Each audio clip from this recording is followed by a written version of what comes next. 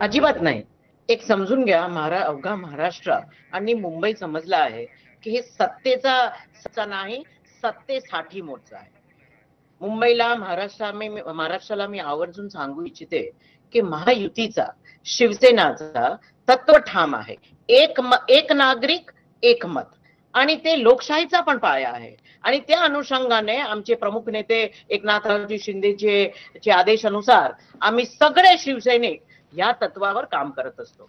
आणि जर त्रुटी असू शकतात, आम्ही 2012 पासून प्युरिफिकेशन ऑफ इलेक्ट्रल रोल, मतदार यादीचा प्युरिफिकेशन SIR झालेला नाही आहे, असू शकतात. पण एकत्र मिळून आपण आयोगाला कंप्लेंट करू, सुप्रीम कोर्टला जाऊ. आता मी ऐकलं मनसेचे अध्यक्ष राज ठाकरेंनी सांगितलं की जोपर्यंत हे त्रुटी क्लीन होत नाही, प्युरिफिकेशन मतदार यादीचा होत नाही, निवडणुका घ्यायचं नाही.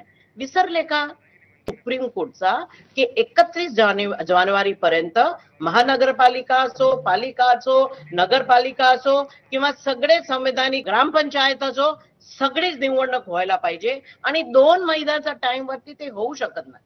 मग का बरं तुम्ही मोर्चे घेत आहेत?